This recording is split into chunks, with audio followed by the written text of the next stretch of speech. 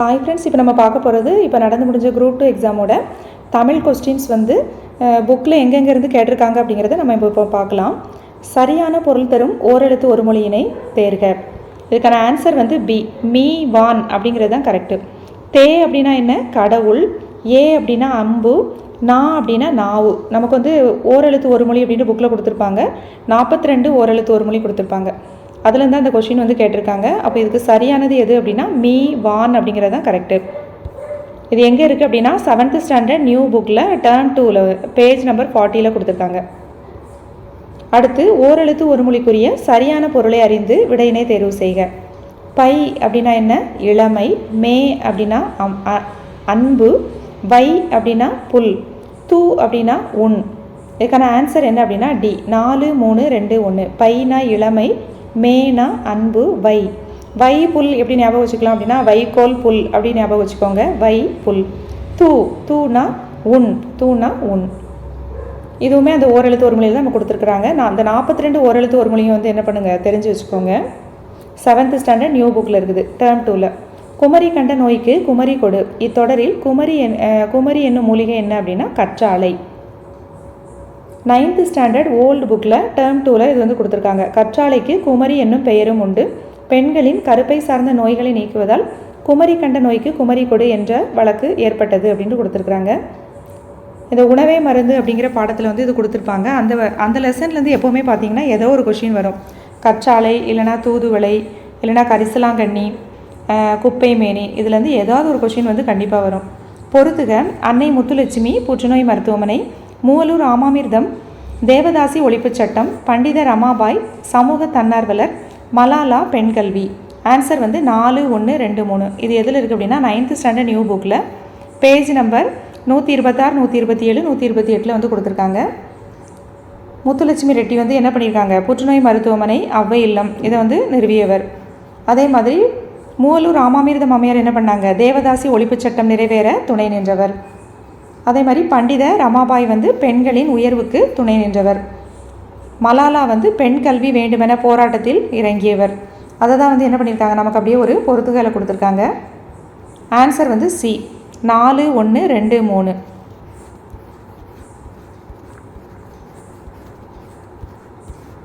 அடுத்து தமிழ் இலக்கியத்தில் ஆலவாய் என்னும் பெயர் இந்த ஊருக்கு பொருந்தும் அப்படின்னு இருக்காங்க. மதுரை. மதுரைக்கு தான் இன்னொரு பெயர் என்ன அப்படின்னா ஆலவாய். மதுரைக்கு கூடல் எனவும் ஆலவாய் எனவும் பெயர்கள் வழங்கப்படுகிறது அப்படின்ட்டு நான்மாட கூடல் அப்படிங்கிற பெயரும் என்ன யாருக்கு இருக்குது அப்படின்னா அந்த மதுரைக்கான பெயர் தான். கூடல், ஆலவாய், நான்மாட கூடல் அப்படின்னும் சொல்லுவாங்க. இது எதில் இருக்குது அப்படின்னா 7th ஸ்டாண்டர்ட் ஓல்டு புக்கில் டேர்ம் 2ல் வந்து கொடுத்துருப்பாங்க. மதுரைக்கு என்ன பெயர் இருக்குது? ஆலவாய் அப்படிங்கிற ஒரு பெயரும் இருக்குது. ஆங்கில அரசால் வாய்ப்பூட்டு சட்டத்தின் மூலம் மேடைகளில் அரசியல் பேசக்கூடாது என்று தடை விதிக்கப்பட்டவர் யார் அப்படின்னா முத்துராமலிங்கனார். இது எங்கே இருக்குது அப்படின்னா விடுதலை போராட்டத்தில் பங்கு அப்படிங்கிற அந்த டாபிக் 7th ஸ்டாண்டர்ட் நியூ புக்கில் டேர்ம் 1ல் வந்து கொடுத்துருப்பாங்க. முத்துராமலிங்க தேவர் பற்றி ஒரு பாடம் இருக்கும், அதில் வந்து இருக்கும். அதாவது மேடையில் வந்து அரசியல் பேசக்கூடாது அப்படின்ட்டு என்ன பண்ணியிருப்பாங்க, ஆங்கில அரசு வந்து வாய்ப்பூட்டு சட்டம் வந்து போட்டிருப்பாங்க. வட இந்தியாவில் யாருக்கு அப்படின்னா திலகருக்கும், இங்கே தென்னிந்தியாவில் வந்து முத்துராமலிங்க தேவருக்கு வந்து இந்த வாய்ப்பூட்டு சட்டம் வந்து போட்டிருப்பாங்க. அதே மாதிரி தேசியம் காத்த செம்மல் இவரது விடுதலை வேட்கையினை அறிந்த திருவிக்க இவர் என்ன சொன்னார்? தேசியம் காத்த செம்மல் அப்படின்னு பாராட்டியிருக்காரு. அப்போ நமக்கு வாய்ப்பூட்டு சட்டம் தான் கேட்டிருக்காங்க. யார் அப்படின்னா முத்துராமலிங்கனார். சீராபிராணம் இவருடைய உதவியினால் நிறைவுற்றது. யார் அப்படின்னா அபுல் காசிம். சீராபிராணத்தை இயற்றியது யார்? உமரு புலவர். இவர் வந்து யார்? எட்டயபுரம் கடிகமுத்து புலவரின் மாணவர். அப்துல் காதிர் மரைக்காயர் அப்படிங்கிற வள்ளல் சீதக்காதியின் வேண்டுகோளின்படி தான் என்ன பண்ணியிருப்பார்? உமரு புலவர் வந்து சீராபிராணத்தை வந்து எழுத தொடங்கியிருப்பார்.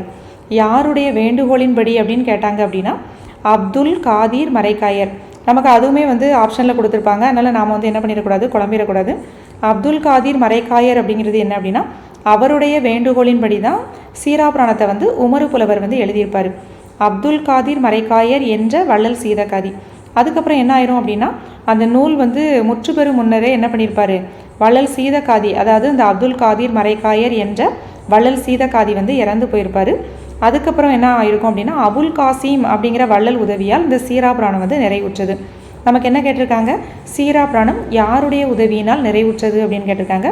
அபுல் காசிம் அப்படிங்கிற வள்ளல் உதவியால் தான் என்ன ஆயிருக்கும் அந்த நூல் வந்து நிறைவு பெற்றிருக்கும். இது வந்து 10th ஸ்டாண்டர்ட் ஓல்டு புக்கில் வந்து கொடுத்துருக்காங்க. 2 அடிகள் கொண்ட எதுகையினால் தொடுக்கப்படும் செய்யுள் வகை தான் கண்ணின்னு சொல்லுவோம். 2 அடிகள் கொண்ட எதுகையினால், இது எதில் கொடுத்துருக்காங்க அப்படின்னா 9th ஸ்டாண்டர்ட் நியூ புக்கில். கண்ணி அப்படின்னா என்ன? அதாவது 2 அடிகள் கொண்ட எதுகையினால் தொடுக்கப்படும் செய்யுள் தான் கண்ணி வகை. விசும்பு அப்படின்னா வானம், துளைனா துலாக்கோல், கனல் அப்படின்னா நெருப்பு, களிறுனா யானை, மறுப்பு அப்படின்னா தந்தம். இதுக்கான ஆன்சர் வந்து ஏ. இது நமக்கு பொறுத்துக்கிற 9th ஸ்டாண்டர்ட் ஓல்டு புக்கில் ஒரு பொறுத்துக்க கொடுத்துருக்காங்க டேர்ம் 2ல் பேஜ் நம்பர் 38. அது அப்படியே அந்த பொறுத்துக்க வந்து அப்படியே கேட்டிருக்காங்க நமக்கு. கீர்த்தனை என்பது டேஷ் வகைகளுள் ஒன்றாகும். கீர்த்தனை என்பது சிற்றிலக்கிய வகைகளுள் ஒன்றாகும். இது எதில் இருக்குன்னா சர்வ சமய சமரச கீர்த்தனைகள், சிற்றிலக்கிய வகைகளுள் ஒன்று கீர்த்தனை அப்படின்ட்டு நமக்கு எதில் கொடுத்துருக்காங்க அப்படின்னா 11th ஸ்டாண்டர்ட் சிறப்பு தமிழ் அப்படிங்கிற புக்கில் கொடுத்துருக்காங்க. அட்வான்ஸ் தமிழ் அப்படிங்கிற புக்கில் பேஜ் நம்பர் 19 வந்து கொடுத்துருக்காங்க சிற்றிலக்கிய வகைகளுள் ஒன்று கீர்த்தனை அப்படின்ட்டு. அடுத்து எழுத்து வகை அறிந்து பொறுத்துக. இயல் அப்படின்னா என்ன அப்படின்னா உயிர் முதல் மெய்யீறு. அடுத்து புதிது, புதிது அப்படிங்கிறது மெய் முதல் உயிரீறு. ஆணி அப்படின்னா உயிர் முதல் உயிரீறு. ஆணி நம்ம ஆண் சொல்லும்போது அது உயிர் முதல் ஸ்டார்ட் ஆகுது, நீ ஈ அப்படி, அப்போ உயிர் முதல் உயிரீறு. வரம், வரம் அப்படிங்கிறது ஸ்டார்ட் ஆகிறது எப்படி இருக்குது? மெய் முதல் மெய்யீறு. வரம் அப்படிங்கிறது மெய் முதல் மெய்யீறு. நம்ம அதை சொல்லி பார்த்தாவே வந்து இதுக்கான ஆன்சர் கிடச்சிடும். இயல் அப்படிங்கிறது பாருங்கள் உயிர் ஸ்டார்ட் ஆகுது, உயிர் முதல் மெய்யீறு. புதிது, புதிதுங்கிறது முதல்ல உயிரில் ஸ்டார்ட் ஆகுது அப்படி தானே? சாரி மெய்யில் ஸ்டார்ட் ஆகுது, மெய்யில் ஸ்டார்ட் ஆகி உயிர் ஈறு, புதிது ஊ அப்படின்னு முடியுது. ஆணி அப்படின்னு சொல்லும்போது என்ன ஆகுது? ஆங்கிறதும் ஒரு உயிரில் ஸ்டார்ட் ஆகுது, நீ அப்படின்னு சொல்லும்போது ஈன்னு, அப்போ உயிர் ஈரில் முடியுது. வரம் அப்படிங்கிறது பார்த்தோன்னா அது ஃபுல்லாகவே மெய் தான் இருக்குது. வரம் மெய் முதல் மெய்யீறு. ஆன்சர் வந்து ஏ. இதுவுமே நமக்கு புக்கில் கொடுத்துருப்பாங்க. கற்பவை கற்றப்பின் அப்படிங்கிறதுல வந்து எழுத்து வகை அறிந்து பொறுத்துகன்னு சொல்லி 9th ஸ்டாண்டர்ட் நியூ புக்கில் கொடுத்துருக்காங்க. தமிழ் சொல்லாராய்ச்சியில் உச்சம் தொட்டவர் யார் அப்படின்னா தேவநேய பாவாணர். நூல் வெளியில் கொடுத்துருப்பாங்க 10th ஸ்டாண்டர்ட் நியூ புக்கில் இது வந்து கொடுத்துருக்காங்க. தமிழ் சொல்லாராய்ச்சியில் உச்சம் தொட்டவர் யார்? தேவநேய பாவாணர். ஊவேசா அவர்கள் தனது வாழ்க்கை வரலாற்றை தொடராக எழுதிய இதழ் எது அப்படின்னா ஆனந்த விகடன். தம் வாழ்க்கை வரலாற்றை ஆனந்த விகடன் எனும் இதழில் தொடராக எழுதினார். அது என் சரிதம் என்னும் பெயரில் நூலாக வந்தது. 6th standard Tamil old Tamil புக்கில் வந்து இந்த லைன் வந்து இருக்குது. அவர் வந்து எதில் வந்து தொடராக எழுதினார் அப்படின்னா ஆனந்த விகடனில். அது வந்து என்ன பெயரில் வெளிவந்தது அப்படின்னா என் சரிதம். தமது தமிழ் கட்டுரையின் வழியாக தமிழை உயர்தனி செம்மொழி என்று பெருமைப்படுத்தியவர் யார் அப்படின்னா பரிதிமாற் கலைஞர். பரிதிமாற் கலைஞர் வந்து என்ன பண்ணியிருப்பார்? தன்னுடைய மதுரை தமிழ் சங்கத்தாரின் செந்தமிழ் இதழில் உயர்தனி செம்மொழி என்னும் தலைப்பில் தமிழின் அருமை பெருமைகளை விளக்கி அரியதொரு கட்டுரை எழுதியிருப்பார். எங்கே? செந்தமிழ் அப்படிங்கிற இதழில் தான் எழுதியிருப்பார். உயர்தனி செம்மொழி அப்படிங்கிற தலைப்பில் எழுதியிருப்பார். அதான் சொல்லியிருக்காங்க தமது கட்டுரையின் வழியாக தமிழை உயர்தனி செம்மொழி அப்படின்னு பெருமைப்படுத்தியிருக்காரு. எந்த இதழில் எழுதியிருப்பார்? செந்தமிழ் அப்படிங்கிற இதழில். இது வந்து 10th ஸ்டாண்டர்ட் ஓல்டு புக்கில் வந்து கொடுத்துருக்காங்க. திரிகடுகம் என்ற நூலின் ஆசிரியர் யார் அப்படின்னா நல்லாதனார். திரிகடுகத்தின் ஆசிரியர் Nalladhanar. 7th standard Tamil book old புக்கில் வந்து இது கொடுத்துருக்காங்க. சிறுங்கி பேரம் நகரில் வாழும் தலைவன் யார் அப்படின்னா குகன். இது வந்து கம்பராமாயணம் ஓல்டு புக்கில் இருக்கும். அதில் வந்து இந்த பாட்டு லைன்லேயே இருக்கும். சிறுங்கி பேரம் என திரை கங்கையின் மருங்கு தோன்றும் நகருரை வாழ்க்கையன் ஒருங்கு தேனோடு மீனுண்ப காரத்தன் இருந்த வள்ளலை காணவன் தெய்தினான். அலைகளை உடைய கங்கை கரையின் பக்கத்தில் உள்ள சிறுங்கி பேரம் என்னும் நகரில் வாழும் தலைவன் யார்? குகன் அப்படிங்கிறது நமக்கு ஓல்டு புக்கு. அதில் கம்பராமாயணம் பாட்டில் வந்து கொடுத்துருப்பாங்க. 10th ஸ்டாண்டர்ட் தமிழ் ஓல்டு புக்கில் வந்து இந்த லைன் வந்து கொடுத்துருப்பாங்க. அனகன் என்னும் சொல் யாரை குறிக்கும் அப்படின்னா அனகன் அமலன் அப்படின்னாலாம் யார் அப்படின்னா ராமன். அனகன் அது வந்து சொல்லும் பொருளும்ல கொடுத்துருப்பாங்க. அனகன் அப்படின்னா யார்? ராமன். உடுபதி அப்படின்னா சந்திரன். ஊவானா அமாவாசை. இது வந்து சொல்லும் பொருள் வந்து கொடுத்துருக்காங்க. 12th standard Tamil new Tamil புக்கில் வந்து கொடுத்துருப்பாங்க. நிழல் போல தொடர்ந்தான் இது எந்த வகை உவமை அப்படின்னா வடிவ உவமை. நிழல் போல தொடர்ந்தான் அப்படிங்கிறது வடிவ உவமை. இது 11th ஸ்டாண்டர்ட் நியூ புக்கில் வந்து புக் பேக்கில் வந்து கொடுத்துருப்பாங்க. நிழல் போல தொடர்ந்தான் இது எவ்வகை உவமை அப்படின்னா வடிவ உவமை. பின்வரும் உவமையின் பொருத்தமான பொருளை தேர்வு செய்க. எடுப்பார் கைப்பிள்ளை. எடுப்பார் கைப்பிள்ளை அப்படின்னா யார் எதை சொன்னாலும் கேட்டு நடப்பவர். இதுவுமே நமக்கு 8th ஸ்டாண்டர்ட் நியூ புக்கில் வந்து புக் பேக்கில் கொடுத்துருக்காங்க. வாழையடி வாழையாக, முதலை கண்ணீர், எடுப்பார் கைப்பிள்ளை. எடுப்பார் கைப்பிள்ளைன்னா யார் அப்படின்னா யார் எதை சொன்னாலும் கேட்டு நடப்பவர். அப்துல் நேற்று வருவித்தான். இது எவ்வகை வாக்கியம் அப்படின்னா பிறவினை வாக்கியம். அப்துல் நேற்று வருவித்தான். இது வந்து எதில் கொடுத்துருக்காங்க அப்படின்னா 9th ஸ்டாண்டர்ட் நியூ புக்கில் வந்து கொடுத்துருக்காங்க. பிறவினை. அப்துல் நேற்று வருவித்தான் அப்படின்னா பிறவினை தொடர். பின்வரும் ஆங்கில சொல்லுக்கு இணையான தமிழ் சொல்லை தேர்வு செய்க. இதுக்கான ஆன்சர் என்ன அப்படின்னா மறுமலர்ச்சி. இதுவுமே நமக்கு வந்து கலைச்சொல் அறிவோம் அப்படிங்கிறதுல வந்து நமக்கு கொடுத்துருக்காங்க. மறுமலர்ச்சி. ஆன்சர் வந்து C. 10th standard new Tamil புக்கில் பேஜ் நம்பர் 200 வந்து இது கொடுத்துருக்காங்க. அடுத்து பிழையான இணையினை கண்டறிக. 1000 காலத்து பயிர் அப்படின்னா நீண்ட கால இருப்பு. இது கரெக்டு. காணல் நீர் அப்படின்னா இல்லாத ஒன்று. கம்பி நீட்டுதல் அப்படின்னா விரைந்து வெளியேறுதல்.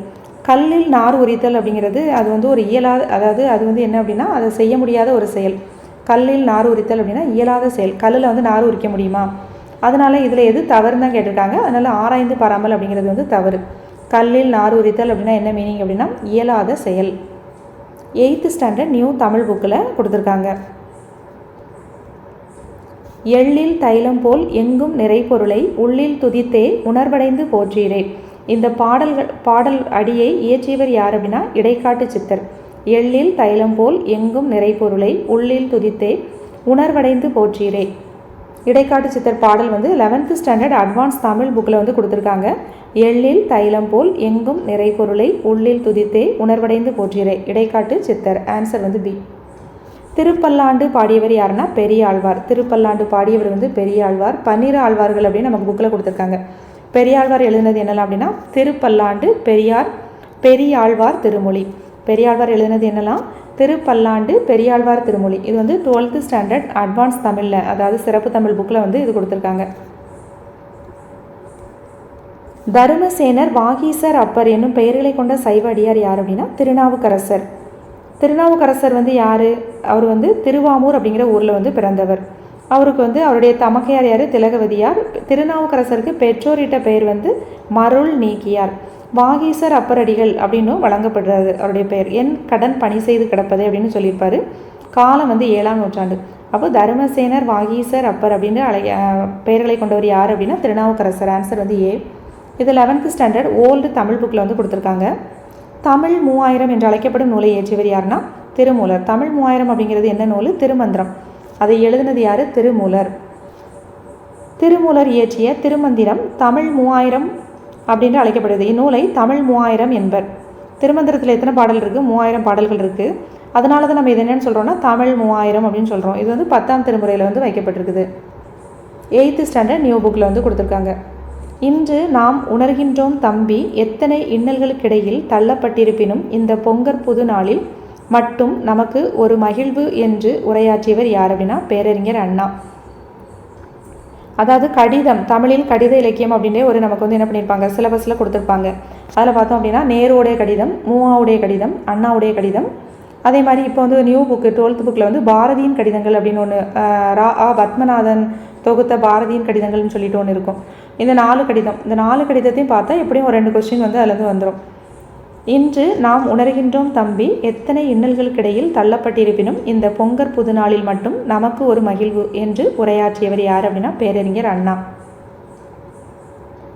அந்த லைன் வந்து அப்படியே கொடுத்துருக்காங்க பாருங்க. ஒன்று நாம் உணர்கிறோம் தம்பி எத்தனை இன்னல்களுக்கிடையில் தள்ளப்பட்டிருப்பினும் இந்த பொங்கற் புது நாளில் மட்டும் நமக்கு ஒரு மகிழ்வு, நாட்டுக்கு ஒரு பொலிவு அப்படின்ட்டு சொல்லியிருப்பார். 10th ஸ்டாண்டர்ட் ஓல்டு புக்கில் வந்து இது கொடுத்துருக்காங்க. சென்ட்ரியோ, லிமெரிக்கோ என்னும் புதிய வடிவங்களில் தமிழ் கவிதைகளை தந்தவர் யார் அப்படின்னா கவிஞர் ஈரோடு தமிழன்பன். இது வந்து நமக்கு பொது புக்கிலே இருக்குது. 9th ஸ்டாண்டர்ட் நியூ புக்கில் வந்து கொடுத்துருப்பாங்க. ஈரோடு தமிழன்பன். ஹைக்கூ, சென்ட்ரியோ, லிமெரிக்கோ என்னும் புது புது வடிவங்களில் கவிதை நூல்களை தந்தவர் வந்து இவருன்னு சொல்லியிருப்பாங்க. இவருடைய வணக்கம் வள்ளுவருக்கு வந்து என்ன பண்ணியிருப்பாங்க, 2004 வந்து சாகித்ய அகாடமி விருது வந்து கிடச்சிருக்கும்.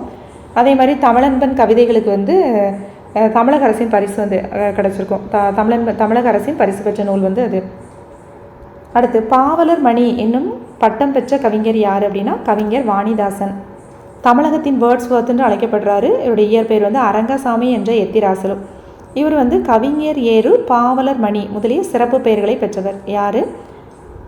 அதாவது கவிஞர் வாணிதாசன். அப்போ ஆன்சர் வந்து பாவலர் மணி தானே கேட்டிருக்காங்க, கவிஞர் வாணிதாசன். 8th ஸ்டாண்டர்ட் நியூ புக்கில் வந்து இருக்குது. ஓகே ஃப்ரெண்ட்ஸ், இதோட கண்டினியூ வந்து அடுத்த வீடியோவில் பார்க்கலாம்.